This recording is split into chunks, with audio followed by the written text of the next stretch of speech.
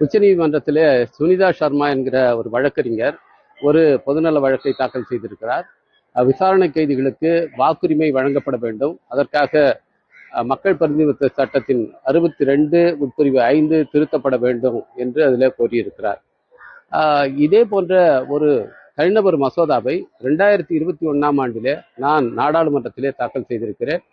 தனிநபர் மசோதாவில் என்ன கேட்டிருக்கிறேன்னு சொன்னால், இந்த 62 உட்பிரிவு 5ஐ திருத்தம் செய்து அண்டர் ட்ரையல் விசாரணை கைதிகளாக இருக்கிறவர்களுக்கும் 2 ஆண்டு தண்டனை பெற்ற கைதிகளுக்கும் வாக்கு அளிப்பதற்கான உரிமை வழங்கப்பட வேண்டும் என்று நான் அதிலே கேட்டிருக்கிறேன்.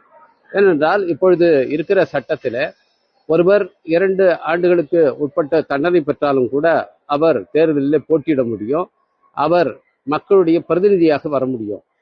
ஒருவர் சிறையிலே இருந்து கொண்டு கூட தேர்தலில் போட்டியிட முடியும்.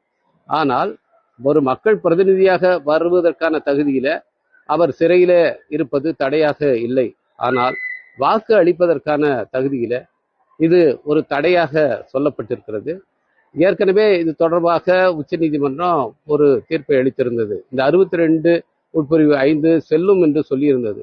ஆனால் அப்பொழுது வாக்களிப்பதற்கான உரிமை ஒரு சட்ட ரீதியான உரிமை என்று மட்டுமே உச்சநீதிமன்றம் சொல்லியிருந்தது. ஆனால் 2023ஆம் ஆண்டுல உச்சநீதிமன்றம் ஒரு தீர்ப்பை அளித்திருக்கிறது. அதுல என்ன சொல்லியிருக்கிறது என்றால், அரசமைப்பு சட்டத்தினுடைய 3ஆம் பகுதி, அதாவது அடிப்படை உரிமைகள் என்ற பகுதியில இந்த வாக்களிக்கும் உரிமை என்பது உள்ளடங்கி இருக்கிறது. எனவே இது எந்த விதத்திலும் பறிக்கப்படக்கூடாது என்று சொல்லப்பட்டிருக்கிறது. எனவே இன்றைக்கு உச்சநீதிமன்றம் அளித்திருக்கிற இந்த 2023ஆம் ஆண்டு தீர்ப்பாக இருந்தாலும் சரி, ஏற்கனவே அரசமைப்பு சட்டத்தில் வழங்கப்பட்டிருக்க உரிமைகளாக இருந்தாலும் சரி, அதற்கு முரணாக இந்த மக்கள் பிரதிநிதித்துவ சட்டத்தினுடைய பிரிவு 62 உட்பிரிவு 5 என்பது இருக்கிறது. எனவே இதை திருத்தம் செய்ய வேண்டும் என்றுதான் நான் தனிநபர் மசோதாவிலே கேட்டிருந்தேன். நான் தனிநபர் மசோதாவிலே என்ன கோரிக்கையை வைத்திருந்தேனோ அதையே இன்றைக்கு சுனிதா சர்மா என்ற வழக்கறிஞர் ஒரு வழக்காக தாக்கல் செய்திருக்கிறார். அவருக்கு என்னுடைய பாராட்டுக்களை தெரிவித்துக் கொள்கின்றேன்.